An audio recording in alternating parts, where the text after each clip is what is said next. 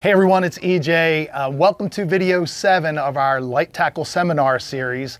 And don't forget, we're going to be posting videos every day leading up to the event. The event itself is on April 5th and 6th. Tremendous sales here in the store on everything fishing related. And don't forget, we're also going to have Annapolis City Police out there collecting all of your used fishing equipment for the kids. We're going to have barbecue out there in the parking lot. So the whole parking lot party thing is going to be going on out there, which is going to be a ton of fun. So let's get into this video, and I am super excited here. Lenny, good to see you, man. This man needs no introduction here. I've learned a ton from you over the years, Lenny, so I'm excited about this video because I feel like this is something relatively new to this area up here. At least I can't remember this happening like it has over the last few years. And it's something I want to learn more about, and that is fishing for these puppy drums or these redfish north of the bridge. I feel like they're everywhere, but specifically north of the bridge. Well, it's super cool because you're right. In my lifetime, you know, every 3 or 4 years, you might get a little run one year or another where you caught a few. Right. Now, we've really, past several years, we've got them with consistency. We've got decent numbers. Last summer, during most of the summer, when I went shallow water fishing, I actually caught more redfish than rockfish. Wow, that's so it's cool. Pretty crazy. It is, and I was just telling Lenny before we started the video that I finally got my first 2 last year, and I was perch fishing. Yeah, that's normally how you discover they're there. Yep, I've been fishing at Magathie for 50 years, and I never caught one up in there. Yeah, the Magathie was good last year. Yep. The rivers just south of the bridge were really good. The Severn, the south, the west. It's pretty darn incredible. Yeah, cool. So Lenny, if you're okay with this, there's a couple of things I want to hit on this video. We're going to talk about equipment, like what's a good rod reel setup, you know, the general questions that everyone wants to know. Location, like where would we go to target these things? And then any tips and tricks you have that you may have ran across, you know, in your fishing for these things. Sure. All right, cool. So Lenny, let's talk about equipment. Okay, let's start by gearing up. Okay. I'm going to lean over here real quick and grab a rod. Here's a beautiful rig for going for these reds. What do we have here? We have a St. Croix Avid. Yep. And mounted on it, a Shimano Stratic. I love this reel, highly reliable, nice and smooth. Yep.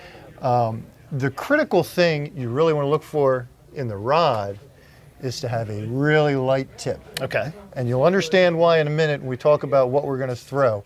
But if you've got, say, a regular rod you use for rockfish on the bay where you're normally jigging with a ½ ounce, an ounce, it's not going to be, it's going to be too much for what we're talking about here. Not because of the fish, but because of the lures. Okay. You really want something delicate up top. I like that fast action. You get the quick hook set. Yep. Very sensitive. These Avids are incredibly sensitive, so that's a good thing. Yep. And on here, I would spool up, you know, maybe 15-pound braid, something along those lines. Okay. And I would add to that some 20-pound fluoro leader. Okay. Now, 20 pound. Yeah. Nice. Now, most folks don't feel that reds are incredibly line shy, so maybe you don't really need to spend the extra money on the fluoro. Okay. But, you know, if I'm throwing that rod and one time out of 100 it'll make the difference, I'm putting on the fluoro. 100%. Right? Yeah. 20 is really all you need. I do know guys who go down to 15 for this, and I know guys who throw 30. And I was throwing 30 a little bit last year before I realized how many reds were around. I was catching more rockfish. They were a little bigger. But I switched it up. I went down to the 20. Okay, great. So what are you going to put on the end of this thing? Okay, now here's where it really gets different, right? If you're throwing for perch, you are going to catch redfish because they just happen to love these little perch hounders, these little spinnerbaits. Yep. They really go for them. So that's an excellent thing to do if you're throwing to docks, throwing up against riprap. Okay. It's a really good choice. I like the electric chicken on these. I don't know why. I can't swear that I've tested all the different colors, right? Yep. But the electric chickens definitely do get hit. So that's a good one. Now, daybreak, sunset. You can get them on topwater. Ooh. Yeah. I like the spooks. Okay. I really do. Because we're in an area, we'll be fishing in areas where there are lots of rockfish. Rule number 1, get rid of those trebles. Okay. Right? Put single hooks on there. Yep. We know for a fact that the trebles do more damage to the fish, and you're going to be releasing some fish, so let's switch those out to singles. Personally, I don't throw these a ton for the reds because, you catch them on them. Yes, it's more exciting. Yes. It is a thrill when they blast these things. Right. But I do think you get more bites using some of these other choices. Gotcha. What I really like is plastics. Okay. And here's another difference that comes in with throwing for these reds versus the rock. This is a 4-inch bait right there. Yep. That's about as big as I want. Okay. I really don't want anything bigger than that. You know, a 12-inch rockfish will smack a 6-inch plastic. Yes. You know, Yeah, it happens for all the sure. time. For sure. The reds, not quite so much. So 4 is about as big as I go. These Kytex are 2.8 inches. Why couldn't they just make them 3? Why couldn't they just make them 3? But okay, 2.8 inches. That's a great size right there for these fish. For heads, 1/4 ounce is really about as much as you're ever going to want for this. Okay. It really is, just a 1/4 ounce. 3/16 is going to be even better. And that's why I was saying, if you've got a heavier action up top, you're not really going to be able to feel this. Not like you need to, especially if there's a breeze pushing your line. Right. And you need to feel every bit of it, because these reds, when you're throwing these plastics, love to take stuff on bottom. Yep. So I even grabbed some of these. What is that? Is that an 1/8? That's an 1/8. That's an 1/8. Yep. These guys are tiny little heads, right? It's going to be really tough to feel them. Right. Like if there is a breeze, I'm probably not throwing that. Right. But so, Lenny, quick question about these jig heads. So these are relatively small size jig heads. Yeah. We were talking about fishing for these things in the shallows. Do you find them more in the shallows? Absolutely. Okay. Absolutely. Now, if you have particularly rock piles, but any structure in 8, 10, 12 feet of water, you can at times find reds around them. Often, actually, particularly in the midday when the sun's high and the fish don't really want to be necessarily, you know, it gets hot around here, right? We could have water temps in the 90s. They may be shuffling a little deeper to look for some cooler. Immediately what comes to mind is the Point Lookout rocks. I'm sure you fished there before. Yeah, you got rocks in 12 feet of water. Bouncing a jig right on bottom there is often very effective midday. It's a great tactic to use. But the bulk of these fish are going to come out of a foot of water, maybe 2. Yeah, they're usually uptight. They tend to be very, very shallow. Not always, but you know, usually. If I've got a really low tide, I might be fishing a little farther out. Okay. And these little tiny guys, what you can do with these, that you can sort of do with these, and once you get up to a 1/4 ounce, it gets really tough to do. Right. Is when you throw it out, you can take this rod with that light little tip. And just kind of pop it a little bit. And just make that thing dance. I'm talking, you know, an inch or 2 off the bottom. Just up, jing, jing, jing, drop. Up, jing, jing, jing, drop. Just make it dance. Like present an easy meal. Often. That will get them to slam it. And one other thing I wanted to make sure I mentioned about the baits. I really like the scented and flavored baits for this. If I'm using one that's not, I'm probably smearing some Procure or something on there. And what I find is you don't get any more hits doing that. Right? But a lot of times these reds, if they're smacking the bait, they miss it on the initial attack. Right? You get a hard bump, you go to set the hook, there's nothing there. You let it fall back down. With a scented bait, I think you get about twice as many follow-up attacks. Wow, good tip. Quick question. So let's say you catch one. Are they typically schooled up or are they typically alone? So, you know, it's interesting. If you're farther south, typically they're going to be schooled up. As far up as we are, it really is more individuals, maybe small pods. You might catch, say, 1 to 3 in a particular location that's good for them. Rarely do you get into a real school like you would, say, on the eastern shore in the Tangier and south of there, where you're more likely to, you know, encounter a pack of them. So I want to go out and specifically target these puppy drum.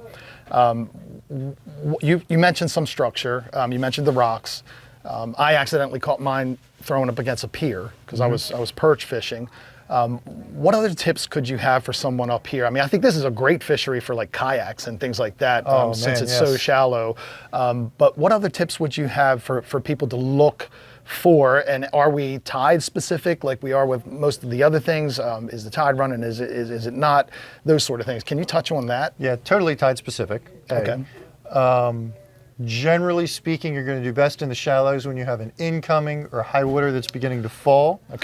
When you get to low water or pushing real hard going out, you want to look for outlets to salt ponds Okay. That's a prime area. When you've got an area that's draining down Yep. and you've got a little cut, a little channel, try going right in there because those fish will move in there and hunt the bait that's getting pushed out by the current.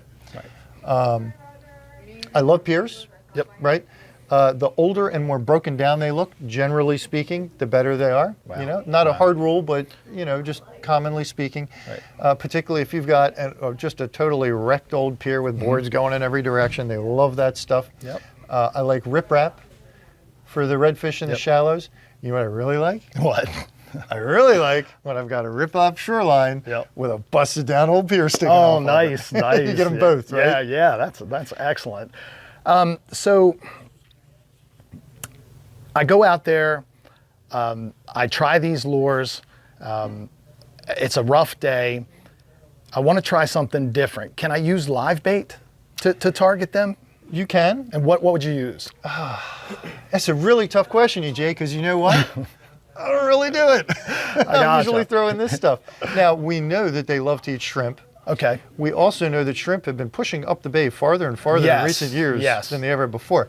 I do know folks who have used popping cork rigs with shrimp successfully for these fish. I don't know about above the bridge. I know that's true in the middle bay areas, say from the Patuxent to the bridge. Don't see any particular reason why it wouldn't work. Okay. What about minnows? You think they would work? Oh, they absolutely will eat minnow. Okay. In fact, you know what? I take it back. I have caught them on minnow. All right. By accident. Yeah, probably Yeah. perch fishing, right? Yeah, but I have caught them on minnow. Now that you say that, regular old bull minnow. Yeah. They yeah. definitely do like them. Cool. Yeah, so you can try minnows, you can try shrimp, and then all these different lures that we have in here too. I'm definitely going to do that. If this continues the way it has been over the last year or two, I feel like, Lenny, this is a whole new fun fishery to really get in there and explore. And I think, if I'm not mistaken, there's been some slotted ones that have been caught out there as well. I've never eaten it. Have you had it? Oh, they're delightful. There you go. Yeah, There you go. And I would say in my river, the South, my home river, which is a little bit farther down than the Magothy, but not a whole lot, I would say 1 out of 10 was a slot fish last summer. Okay. And we got them up to 22, 23 inches. Wow, nice. Man, I can imagine how that thing would pull then. So, As much as I love rockfish, and I hate to diss them, the redfish do tug harder. I'm with you. That's why I was so excited to do this video, because I want to learn more. I'm definitely going after them after trying to perch fish and hooking into two of them that were around that 17-inch range. Man, I knew I had something on there. It's a lot of fun, Any last thoughts on tips, tricks, anything that people can consider if they're going to try and target these things? Well, one thing that I forgot to mention is, and I didn't do this myself, but I know several people who did, they caught them on the reef sites. Ooh. Yeah. Interesting. Yeah, reef sites in 12, 15 feet of water. They were looking for sea bass, jigging spoons, Right. but they did get them. Now, again, I didn't do it myself, but reliable sources. So I think next summer, when we have some low water conditions, the tide's way out, I'm not doing anything in the shallows, I may hop over to some of the reef sites and just give it a shot. And I know there's a big reef ball site in the Magothy. There's two. There's two. Yeah. We take the kids out there on the combos for kids. Yeah, that could be a really interesting area to experiment in when you get one of those days when, the sun's high, the tide's low, they're not likely to be really doing a whole lot in the shallows. Give that a shot. Yeah, definitely will. Lenny, thank you so much, man. Thanks for pleasure. Thanks for coming in and doing the video. Guys, don't forget, our event is on April 5th and 6th. Come on in. And then if you need more information about the event, just go ahead and click that link that AJ's going to put up on there. And thanks for tuning in. Take care.